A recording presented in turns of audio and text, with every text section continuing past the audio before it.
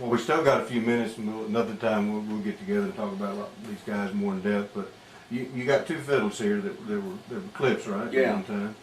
Yeah, this one here is the Clip used to have this fiddle. This is 1809 Stoss fiddle. 1809 is the date on it. I have played it before, and then I got this one from Clip about a year or two before he passed away. And this is my favorite one. This is a Jusic 1927, and this is one Clip played up to the end right here, just about. And this is my favorite one. Well, you get several fiddles, but these two you got here, and then you got 2 or 3 mandolins and so on and so forth. Yeah. Tell real quick about. I don't remember. Was it your uncle? Somebody made you a fiddle when you first started playing fiddle. Well, I hadn't started. We lived in Luling, and my grandpa, the one that didn't want me to play that hobo anymore, went down to the blacksmith of all people in Luling. I was about 9 years old, and he went down there and he said, "I'm gonna have Mr. I can't remember the old blacksmith's name. I'm gonna have him build you a fiddle." The blacksmith has got no business building a fiddle. And sure enough, the old man did. And I wasn't fooling with it or anything. Had some kind of wire strings on it, and so we kept it in a pillowcase. We didn't have a case for it. So we moved to Beaumont, and I still had the old fiddle that my grandpa had made for me. And we got to Beaumont, and this and that, and I kind of got into music pretty good. And my daddy said, "We're gonna take that old fiddle that your grandpa made for you down to the music store and buy a case to put in it, keep it, keepsake, been in a pillowcase, and we'll go down there and buy you a case to put it in." But we go down to Beaumont Music Store and took the fiddle in there, and the old man McGarry ran it. He said, "I don't have a case that big." The fiddle was all out of proportion and everything else. Probably weighed 20 or 30 pounds. That's the first one. Yeah. Now, also, you've been playing a while, I think. You came back to Louisville. Somebody asked you, was it an uncle or something? Yeah. You still fiddling? I had an uncle over there, and I was in Beaumont playing, and everything over there was dance country, it was a western swing and all this kind of stuff going on in Beaumont. You had to play that way to play those dances. That's where everybody went. And went back up to Luling to visit, or somebody passed away or something, and I walked down a few blocks, and I called him Uncle Floyd. He was really a cousin, but called him Uncle Floyd, older guy. Walked down to his place, and he was plowing up his garden with a hand plow, mouthful of tobacco or something. And I walked up to the fence. I was, "How you doing, Uncle Floyd?" And he says, "You still fiddling?" And I said, "Yes, sir." He said, "Can you fiddle Billy in the low ground?" I said, "No, sir." He said, "You ain't fiddling." Kept on plowing. Which is a breakdown. Yeah, I didn't have no ambition at that time to play Billy in the low ground. No, They no. still don't. No. Yeah, you ain't fiddling, he said. Can you get a tight shot on some of those photos? And where we kind of talk about those a little bit. Yeah, you might want to use your fiddle as You don't start here? Yeah, that's a good one to start with. Can you see that one up here at the top? Wait till you get it.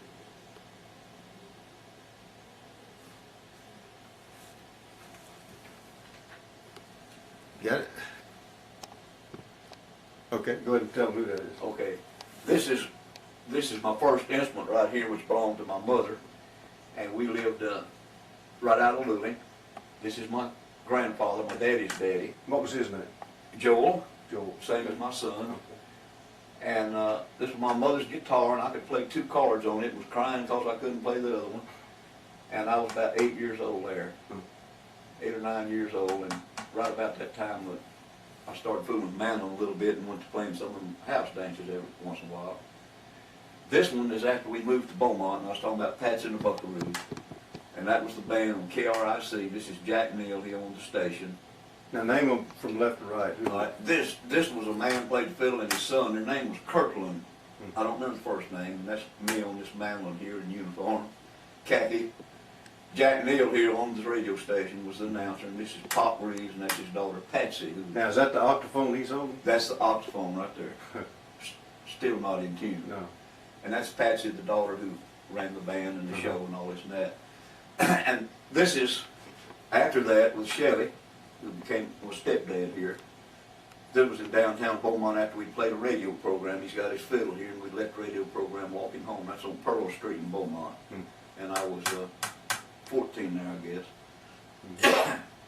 We moved to Houston after that. When I went back, I mentioned the Bluebonnet Playboys, and that's them right here. This is KTRM radio, and that's Lee Bell, and this bass player was Doc Mott, and that's me, and this is Joe Davis, Shane Kennedy at the piano, and Merle Powell on the drums.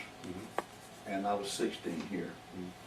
And after that band, I was in this one right here, and that's Moon Mulligan at the piano. That was his band, of course. Mutt Collins, Merle Powell on drums. This is Cotton Thompson on this fiddle, and me on this one. And that's Deacon Anderson at the steel. That's Shane Kennedy with the bass right behind him. That's the Forest Club, 1947. I was 17 there. And later on over into Houston, of course, and a whole bunch of things happened in between. I don't have all those pictures. But this is Dickie Jones and myself. We played together for years, and here's Dick Jones and myself playing with Bob Wills. And that's me and Bob Wills playing at a club in Houston. And of course, everybody knows who Johnny is. And you and I with Ray Benson here about 3 or 4 years ago at his studio. And that's the governor of the state, and me and my wife. And this is a Bluebonnet. This is the old Bluebonnet Playboys here, and then we had the Village Boys and all this and that in between, but this is the River Road Boys right here. This is the original bunch, which is now still going. We started, what, 71, 72? Yeah, and this was out in front of the Esquire Ballroom in 71 or 72, and that's the original band right there. That's me and Bob White, Troy Passmore, Dick Allen, and Tommy Hauser.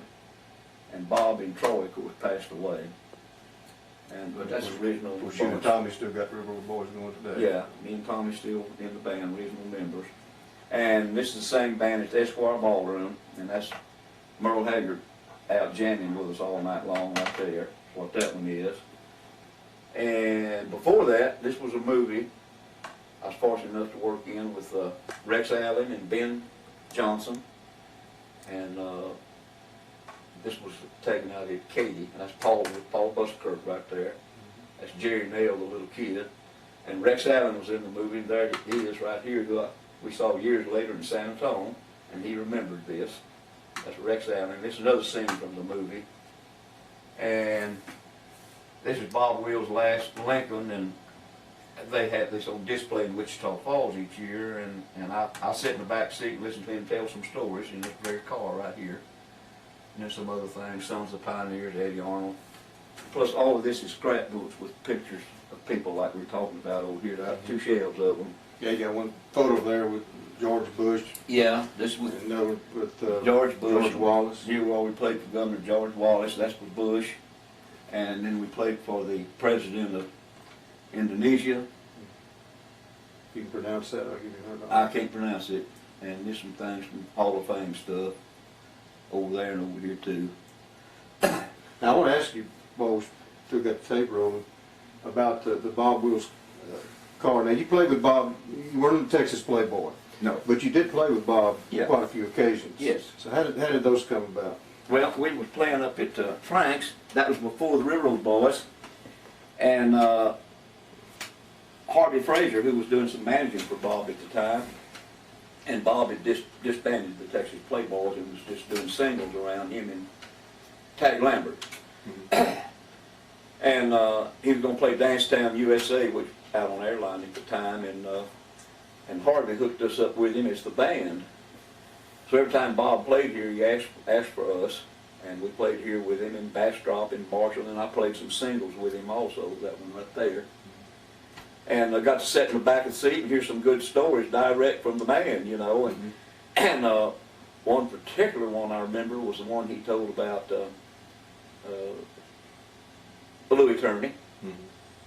And he said that they was playing a radio program someplace, and La Golden Drina is very long, drawn out, pretty waltz. I understand it's one of Bob's favorite waltzes.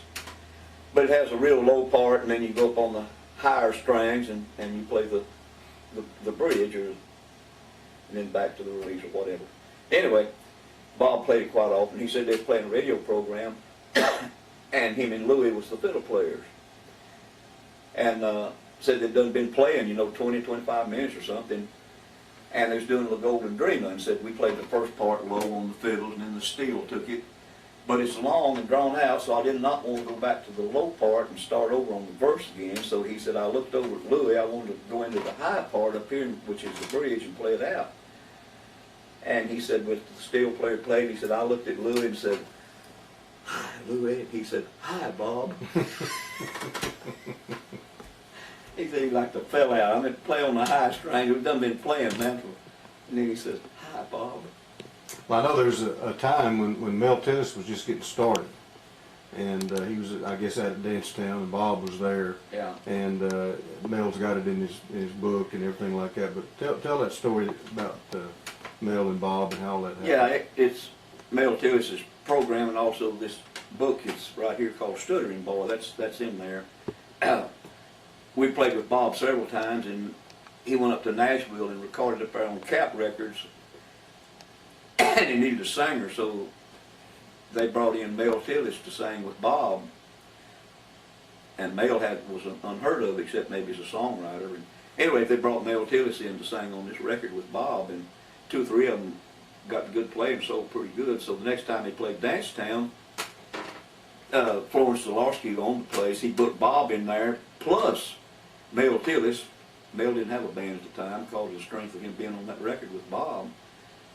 So we got up there and played, and had played about 3/4 of the job, I guess, and Mel Tillis was sitting over at the table. Well, it really wasn't Bob's place to call him up. He didn't book the show, and the MC should have done it or whatever. So when it finally got to the point where getting pretty close to the end of the job, they just had to call Mel Tillis up there, and Bob told me, he said, "Let me off of here. I'm going to go sit in the car."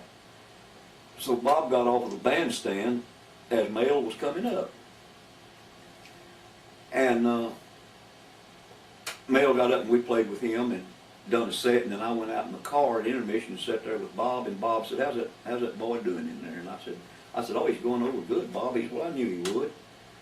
So then later on it got out that Mel Tillis was offended, really offended, because Bob refused to be on the bandstand with him.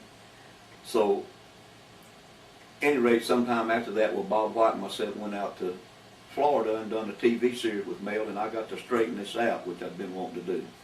Mel thought Bob got off the bandstand, he didn't want to be up there with him. What it was, Bob was professional enough not to take away from Mel. He got off the bandstand, or the people who had been paying attention to Bob and not Mel, because he was way up here, and Bob showed him the respect of getting off the bandstand and letting him be the star, in other words. So I got to explain that to Mel, and Mel put it in the book, and that's what happened. Bob did not want to take away from him, because he asked me, "How's that boy doing?" I said, "He's doing good." I knew he would, and he got over there and showed him respect and let him be the star. That was what happened. Now, back in the 40s and 50s and up through there, pretty much it seemed like all the musicians knew everybody. Yeah. They played together or definitely knew each other. No, a lot of the guys left here and went on to play with Bob. Cameron Hill did, Doc Lewis did, of course Weibel and different ones like that. You told a story about Doc Lewis, the first time he worked with Shelley's band. He just got out, of the Navy, Yeah. I think it was? Yeah, we were still in Beaumont in the Chevy Alley band, and I'm still 15 years old. And we'd not left to come to Houston yet, and there was a place in between Silsbee and Buna called Frank Arnold's. And they booked Chevy's band up there, and Chevy said, we need a piano player for up there, so see about finding a piano player. So I went downtown Beaumont, of course I knew all the musicians, and run into one of them down there, and I said, we're going to play it up there at the place up there at Frank Arnold's, and need a piano player, and I'm hunting a piano player. I can't remember who the musician was I was talking to, and he said, well, listen, he said, there's one working down here at the Ford or Chevrolet place, just got out of the Navy. He used to play around here all the time. He just got out of the Navy, and he's a mechanic down there, and his name's Doc Lewis. So I went down there, and I'm 15 years old, and I go in this place, and I hire Doc Lewis to play with us that night at Frank Arnold's up between Silsbee and Buna. That's our first encounter with Doc. Of course, later on played with him many, many times, and then he went with Bob Wills, of course, and came back, and we worked in the same band together. And in fact, the last job Doc ever played was with the River Oak Boys up in Rockdale. That was his last performance. Passed away, I knew him all those years. But here I am hiring Doc Lewis, 15 years old. How many more minutes you think we got on that?